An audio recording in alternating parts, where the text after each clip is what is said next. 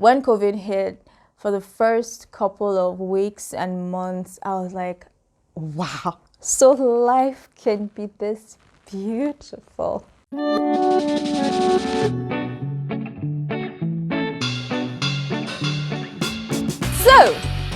freelancing versus working full-time. I'm not going to say there is a right answer or a wrong answer. It really depends on the kind of person you are. Some people thrive working for someone else, and others do better when they work for themselves. As a kid, I would daydream about all these businesses that I wanted to build, even though I didn't know anything about business, obviously, but I would daydream about starting a shoe workshop. I would daydream about starting a shoe factory, starting a school. In fact, I had books, booklets, notepads where I would draw what the building of the school should look like, how much I would pay the teachers. It was crazy. But anyways, right after school, I got employed, and then on and on and on I went, working at media organizations until BBC Media Action. That was my last paid job. No matter where I worked, after some time, I'll begin to feel restless. I loved the initial couple of weeks and months where I was learning a lot, absorbing a lot, but once there comes a time where I'm not learning at the same speed that I was before, or there wasn't much left for me to learn, I began to feel restless and I just wanted to leave. I just always felt that I could be doing so much more, even though a lot of times I wasn't exactly clear what that could be or what that was. When COVID hit, for the first couple of weeks and months, I was like, wow, so life can be this beautiful. And that was because I would wake up in the morning. I didn't have to wake up super early. I could just go outside and sit down and look at the trees and just listen to the wind, knowing that, okay, 9 o'clock, I'll get back inside for our meetings or whatever online. It was amazing, actually. And I began to think more seriously about, okay, when am I gonna quit? I'm not gonna be able to make the feature films and the web series and all the beautiful television content that I want to create. I'm not gonna be able to do that if I'm working full-time for someone else, so I do have to leave this job. But as the Lord would have it, I didn't leave the job left me because, well, COVID. So why did I want to go freelance? Well, the crazy commute, that was one. Two, I felt that there was so many more opportunities out there. I could be doing so much more. I wanted to chase my dreams. I felt like I wasn't being paid enough. And I wanted to have control. I hated not having control. I felt like I didn't have any control over my life. It was like work was my life. I didn't like that. I just didn't like that at all. And of course, there was the fact that I started a family. I was becoming a mother, and I didn't want to live my life like this or like that. I didn't want to live my life like that, with kids, wake up super early, sleep late, just have very little time with your kids, spend most of your time at work, have your kids in the care of a nanny or a daycare all the time. I didn't really want to do that, and that's one of the driving forces for me, to try and make this business freelance thing work out. So what has it been like freelancing? To be honest, well, at least in terms of finances, in 2020, I was expecting that going into 2021, I wouldn't make as much as I did in 2020 from my day job. And my projection was, okay, you know what? If I make even just half of my annual income, I would be happy. And it turns out that in 2021, I made more than I did in 2020. So that was good. And that was even without putting too much effort. So I told myself, look, I could make so much more if I actually put in more work. And you want to know what the most beautiful thing about freelancing is and being on your own? It's the freedom. It's the freaking freedom. I can go anywhere I want to go on a Monday, Tuesday, Wednesday, Thursday, Friday. I can do whatever job I want to do. I can say no to whatever job I don't want to do. It's freaking amazing. It's not something, that freedom is not something that you can put a monetary value on, to be honest. And I won't lie, it's sweet. But of course, like every other thing in life, there are downsides to this freelance, doing business on your own thing.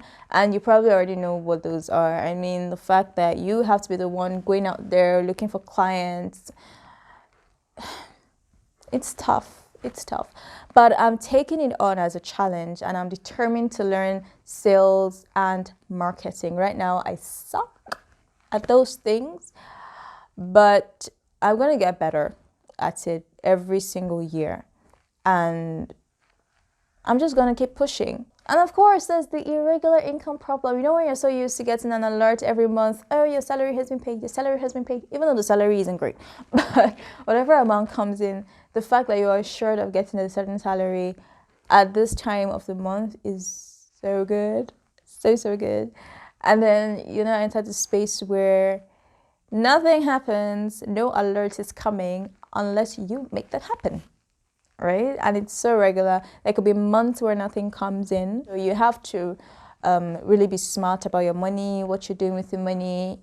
If you're the type who doesn't invest, start investing, start saving, start investing, start planning yourself and your life properly so that you don't just end up in a fix.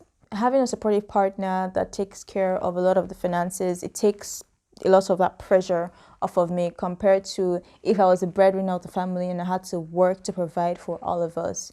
It would have been a different ballgame. So if you're in a similar space, you're a mother, you're a wife, you have a supportive partner, and there are things, there are dreams that you want to pursue, there are things you've always wanted to do that you might not be able to do with a full-time job, there's nothing wrong with having a full-time job at all. You know, sometimes I envy people in full-time jobs that get paid well and have an upward an upward trajectory in front of them. You know, there are amazing jobs, amazing industries, amazing careers where you are going to be super comfortable and you're going to get rich working for someone. But it's not like that with every space. And sometimes when you just have these dreams, you can't get them out of your head. You just have to go out and pursue them. So if you're in a space where you can do that, maybe you should do it. But again, there are some things I miss about having a full-time job. First, benefits. I mean, I could walk into the hospital, health insurance is taken care of, that's one. The second thing is the social interaction. Right now, I'm at home alone. Normally, I don't really have friends, right? Yeah. And it's not like even when I was at the office, I was really, chummy with everybody. But at least having people that you can greet every morning, good morning, hi, hello, you know, just seeing people every day.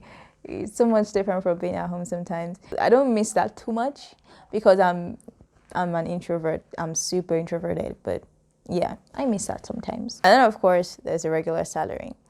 And you might have heard that a lot of times it's better for you to have a full-time job and then work on your side hustle. Yeah, that's great. Some people can do that, some people can. If you can, by all means, do that. If eventually you want to transition to entrepreneurship, I 100% recommend that. But another way to have the best of both worlds or a bit of both worlds is to have a work from home job, a remote job. And thank God, right now, a lot of people have seen how possible and how effective it can be to work from home. So yeah, I mean, right now, if you have to go to the office all the time, you might want to look at work from home jobs. There are websites, job boards that post just remote jobs, work from home jobs. You could be in Nigeria, you could be in Kenya, you could be in Ghana and work for an American company, a British company, whatever. I have a friend in Abuja who works for TikTok and she works from home. So the beauty about it is as long as you have the right skill set, you can work for almost any company in the world. So that might be one space you want to look into. So yeah, those are my thoughts on working from home versus freelancing.